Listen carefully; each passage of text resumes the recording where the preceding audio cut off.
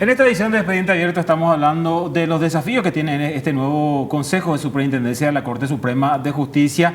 Hablábamos con el juez de sentencia, Carlos Hermosilla, quien nos puntualizó, nos graficó un poco algunas prioridades para el gremio de magistrados. Asimismo, un lindo pantallazo realmente, y vamos a ir cortando esas entrevistas porque realmente todo lo que nos dijo es imperdible, porque por un lado también Carlos habla de la necesidad que tienen los magistrados, habla también en ese sentido de lo que esperan de la Corte Suprema de Justicia, un acercamiento más fluido, y también de que no son máquinas por el nivel de trabajo que están teniendo principalmente en los tribunales de sentencia, ¿verdad? Y en lo que se puede incurrir trabajando de la manera inhumana como lo están haciendo, porque ya nos dijo también que incluso de vacaciones muchos no pudieron salir por la continuidad de los juicios en enero. Que yo recuerde, Mabel, y con estos años, con estos 4 años que llevo cubriendo al Poder Judicial, no recuerdo en realidad que en una feria se hayan realizado tantos juicios como en esta feria que acabamos de terminar. La que pasó. Y no solamente aquí en Capital,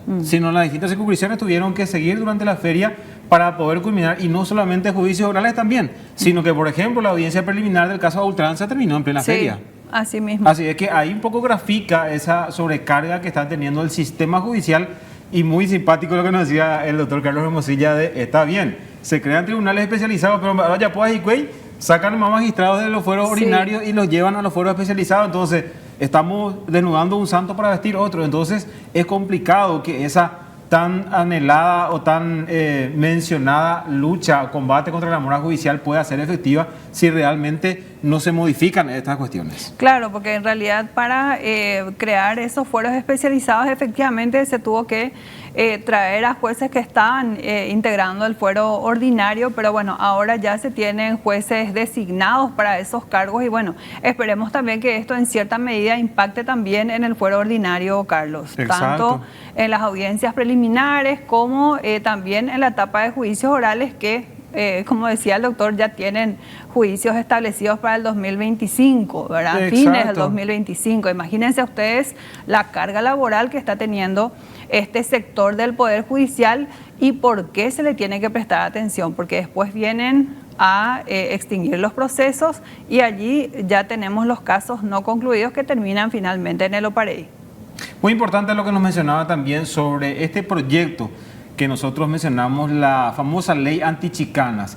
Esta semana el Pleno de la Corte Suprema de Justicia, reunida en sesión, mencionó justamente o anunció que iba a presentar el urgimiento al Poder Legislativo para que una buena vez traten esto. ¿Cuándo se presentó, Mabel? ¿En el 2020? Hace bastante tiempo, hace más de 3 años, y bueno, y ahora se intenta de vuelta recuperar el hilo, darle seguimiento a este proyecto de ley que busca poner freno a uno de los aspectos de las chicanas que se dan dentro de los procesos, que son las recusaciones o la presentación de acciones de inconstitucionalidad o excepciones en los procesos penales, principalmente para frustrar que se dicte la sentencia, por ejemplo, en juicios orales, o que avancen las audiencias preliminares. Entonces, esos aspectos contempla esta ley antichicanas, que también con los años fue sufriendo modificaciones positivas, por decirlo, en base a la queja de los profesionales del derecho que buscan que se frene esta ley antichicanas, porque creen también por su parte que también les está limitando el derecho, el ejercicio de la defensa, ¿verdad? Así es. Vamos a escuchar lo que mencionaba el ministro Alberto Martínez Simón justamente en esta sesión plenaria de la máxima instancia judicial, al mencionar que presentarían este urgimiento al Poder Legislativo para que de una buena vez analicen, estudien, traten este proyecto de ley antichicana. Es intención del Consejo, del presidente, la mía, también del doctor Santander, impulsar medidas que hagan efectiva disposiciones para que disminuyamos las eventuales moras judiciales donde existieren. Una de ellas tiene que ver con lo que se dio en llamar popularmente a lo mejor la ley antichicana, que habíamos presentado como Corte ya hace varios años, que sufrió una modificación importante tiempo atrás en razón de objeciones que se habían hecho, y que me puse a averiguar cuál es el estado legislativo de ese proyecto. La misma sigue estando en la Comisión de Asuntos Constitucionales y Legislación de la Cámara de Senadores a fecha de hoy. Ese es un informe del día a la fecha. no se envió archivo, no se procedió tampoco, no se avanzó en el estudio, y siguiendo indicaciones del presidente, la información que traigo al Pleno es a efectos de que enviemos una nota, si es que hay consenso de los ministros, a efectos de peticionar nuevamente al Congreso que sea tratada este proyecto de ley, que básicamente lo que establece es la suspensión de los plazos de prescripción y de duración máxima de los procesos penales, específicamente los procesos penales, cuando existan acciones o excepciones de inconstitucionalidad o se esté en el trámite de las recusaciones o inhibiciones de los magistrados del fuero penal. Se había presentado un primer proyecto que se dejó sin efecto, se presentó un nuevo texto en razón de que hubo mucha oposición de distintos gremios de abogados en el sentido de que impugnaban la idea de que se limite el derecho de recusación.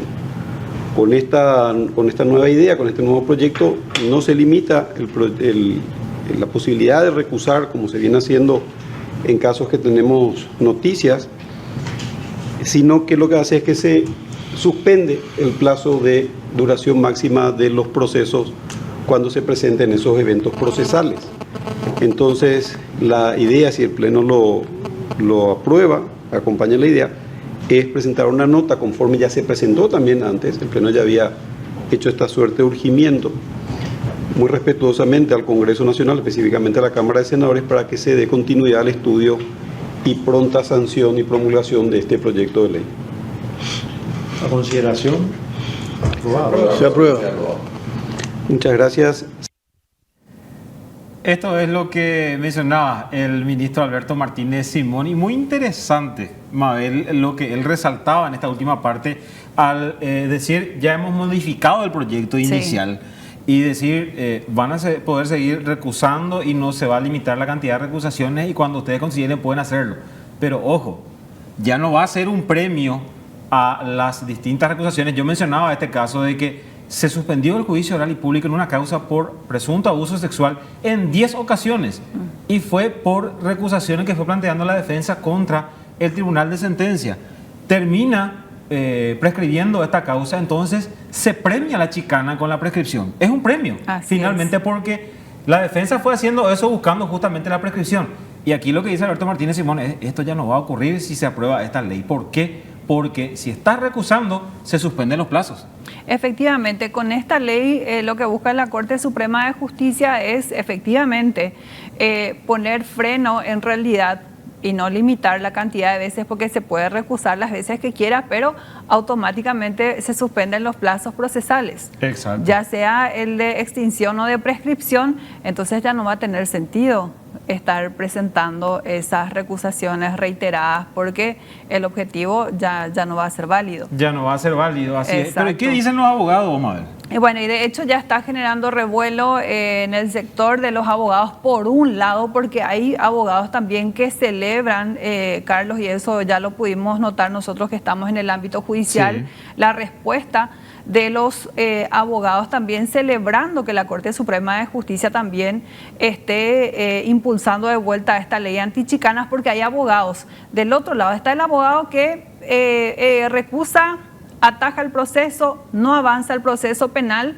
y está por el otro el abogado que ejerce la querella, el afectado, el que representa a la víctima. Entonces, ese sector de la abogacía está conforme con esta decisión de la Corte. Está por el otro también, por ejemplo, el Colegio de Abogados del Paraguay. Exacto. Abiertamente ya su presidente, el doctor Arturo Daniel Sabe, nos dijo que ellos están preocupados por este tipo de iniciativas, que ya en su momento habían planteado un escrito incluso ante la Corte Suprema de Justicia, que no hace su trabajo, dice él, porque ya todas las sanciones disciplinarias están dispuestas en la ley y no se aplica. Eso es lo que se tiene que hacer, dice él, sancionar al abogado que está chicaneando.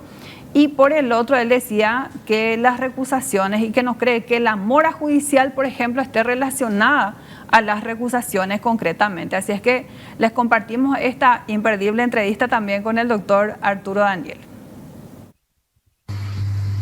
Antes que nada, muy buenas tardes para todos ustedes, muy buenas tardes para la audiencia. Bueno, con respecto a la denominada ley antichicana que viene impulsando la Corte Suprema de Justicia. El Colegio de Abogados del Paraguay en el año 2020, si no estoy trascordado, ya había manifestado una preocupación por este tipo de proyectos de leyes. ¿Cuál es el motivo principal? Es que todas estas cuestiones que se están tratando de abordar dentro de esta ley ya se encuentran contempladas en su mayoría en los diversos códigos procesales que rigen en nuestro país. Entonces, entendemos desde el Colegio de Abogados del Paraguay que lo que se debe hacer es una aplicación de las disposiciones que se encuentran contenidas en esos códigos. Este tipo de ley que se pretende llevar adelante también preocupa mucho al gremio de abogados, en cuanto que efectivamente hay una limitación al uso de las herramientas que se encuentran contenidas en las leyes procesales, y también se cercena sin lugar a dudas el derecho a la defensa de las personas sometidas a proceso. Entonces, todas esas cuestiones de alguna u otra manera afectan el ejercicio de la profesión, afecta al derecho de los justiciables, y es ahí donde nosotros, como Colegio de Abogados y como abogados mismos, estamos atentos y alertas a este tipo de proyectos de leyes. Nosotros creemos que no es cierto que las diversas recusaciones, incidentes, inconstitucionalidades, excepciones de inconstitucionalidad sean los motivos de la mora judicial. Le doy un ejemplo. En un juicio de disolución de la sociedad conyugal de mutuo acuerdo, un juicio que debe durar no más probablemente de 3 a 4 meses, termina durando un año y medio.